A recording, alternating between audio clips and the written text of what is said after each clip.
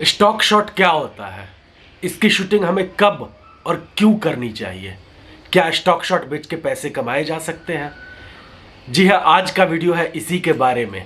Hello friends, मैं हूं गोविंद मिश्रा और आप देख रहे हैं मेरा YouTube channel film maker Govind Mishra. बहुत सारे नए फिल्म मेकर, बहुत सारे ऐसे फिल्म मेकर हैं कि जब वो शूटिंग करते हैं तो सिर्फ सीन की ही शूटिंग कर देते हैं और जब बाद में एडिटिंग टेबल पे आते हैं तो उन्हें बहुत ही दिक्कत का सामना करना पड़ता है, क्योंकि सीन को बिल्डअप देने के लिए, सीन में फीलिंग्स लाने के लिए उनके पास मोन्टाज शॉट, स्टॉक शॉट होता ही नहीं है। फिर या तो वो यूट्यूब पे स्टॉक शॉट ढूंढते हैं या फिर वेबसाइट पे स्टॉक शॉट ढूंढते हैं। स्टॉक शॉट होता क्या है, एग्जाम्पल के जरिए समझते हैं।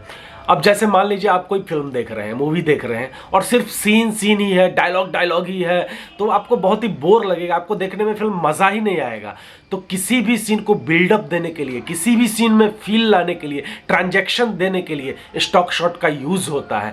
जैसे कोई गाँव का सीन है तो जो मेन सीन होता है उससे पहले हम दिखाते हैं गांव का माहौल, जैसे खेत खलिहान हो गया, गाय बकरियों का झुंड हो गया, और भी गांव के बहुत सारे मोमेंट्स को हम दिखाते हैं और उसके बाद हमारा मेन सीन आता है, तो उसे हम कहते हैं स्टॉक शॉट या मोन्टाज शॉट। बहुत सारे ऐसे फिल्म मेकर होते हैं जो अपने मेन सीन की शूटिंग कर लेते हैं और उसके बाद अलग से 1-2 दिन निकालते हैं स्टॉक शॉट की शूटिंग करने के लिए। ये भी सही है, पर मैं क्या करता हूँ, जब भी मैं कोई सीन करता हूँ, जैसे हमारा कोई मेन सीन शूट चल रहा है, उसकी शूटिंग होने के बाद आसपास का जो माहौल है ना, उसे कैप्चर करता हूँ।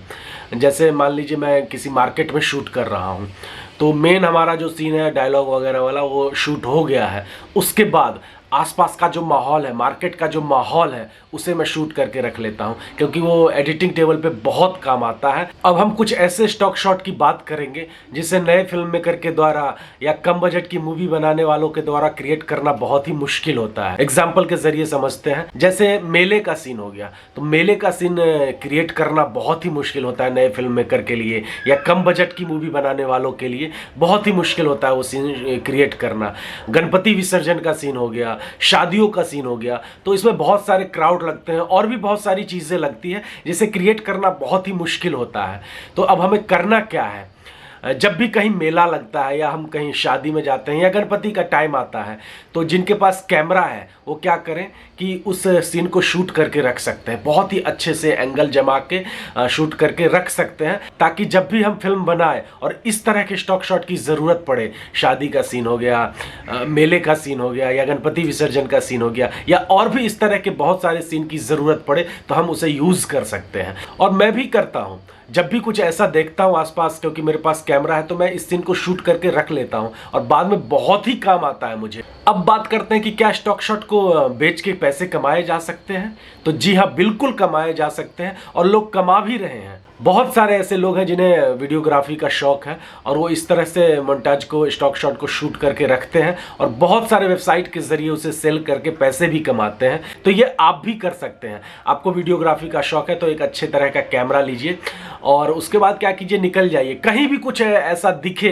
तो उसे शूट कीजिए। और बहुत सारे ऐसे वेबसाइट है, आपको मिल जाएंगे गूगल पे सर्च करने पे, उसके जरिए आप अपने स्टॉक शॉट को बेच सकते हैं, उस पर अपलोड करेंगे और जब भी कोई परचेज करना चाहेगा तो उस स्टॉक शॉट को लेगा, उसके बदले आपको पैसा देगा।